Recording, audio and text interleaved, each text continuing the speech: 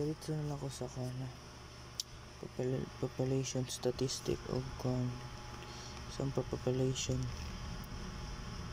or sample data or boundary. So kano siya, so muna sa population data is if on like some example na ko, so example diri sa kon kay census, but nasa line example like some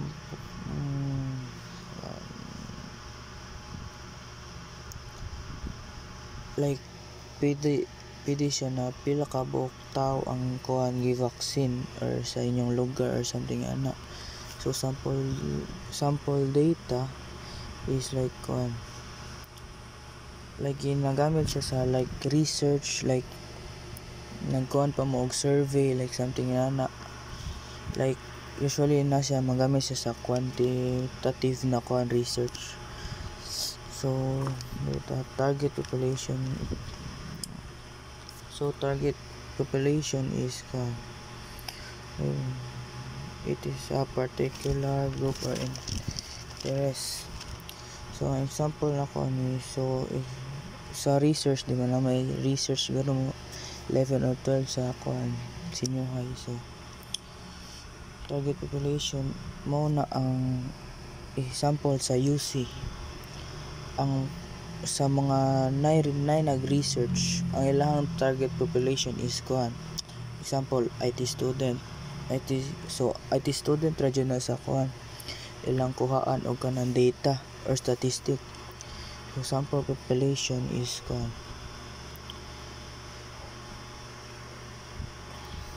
which the sample is taken. So example kuha na to, ang sample population na to is sa UCLM is nag-research sila about kuan like something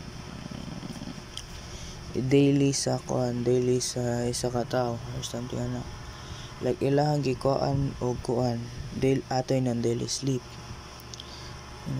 So ang ato kuan og kuan, so ang researcher is nag-gather sa data from IT student sa kuan UCLM like, so mo na example sa kuan sample population. So mo nang like nagkuha sila og data or statistic about sa kuan mga IT student or sabi na. Then sampling frame is kuan like example sa UC na may CREM, education, IT, HM. So ang example like dira nila like mauna siya kuan pwede ma-sample population. Like example, pwede sila mo sample population sila sa edu or IT or HM or CREM. Bali mo na siya ang grupo na like pwede nila makuhaan og sample population. Example. So parameter o kuan measure entire population. The statistic is the measure that describe only the sample of a population. So example parameter is kuan UC, UC. But nagkuha ra sila og statistic sa kuan like atoy butang ang sampling frame nila is kuan na sila edu, IT, HM ug CREM. So ato ingnon magkuha ang statistic is magkuha ra sila og kuan like sa IT ra, magkuha ra sila data about sa IT ra or statistic ba, like magkuha sila og kuan like tally about something na. Example ato ingnon mas often sa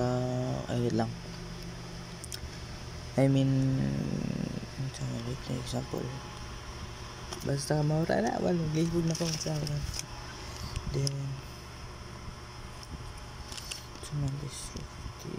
descriptive is get some like method sa organization picture or something, summarize the information. Inferential statistic is method using information from a sample to draw conclusion regarding the population. Then two types of kani to kuan classificate ay different type of variables, so qualitative variable o quantitative variables.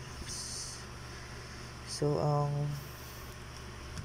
qualitative is more siya like karon nimo sa inyong research sa una, ang qualitative is more siya sa kuan like interview, survey, like nagkuha siya og kuan like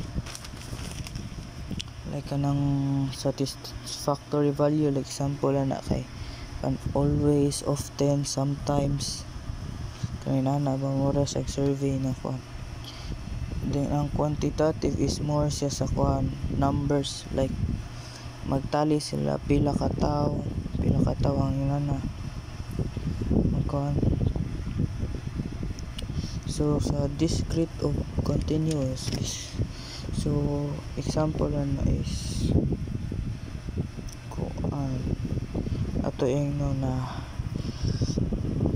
magkuha sila 1 to 10 any numbers sa continuous if any numbers to 1 to 10 pwede siya decimal or whole numbers. Example na sila 1.2, 2.5, 5.5 na siya kuan decimal, pwede siya ma 1, 2, 3, 4, 5, 6, 7, 8, 9, 10.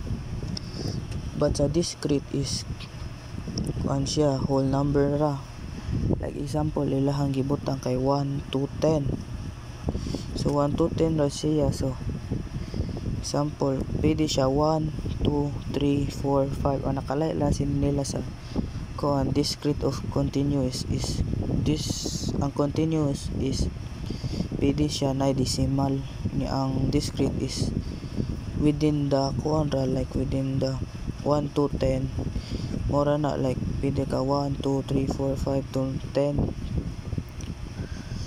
Ito pa man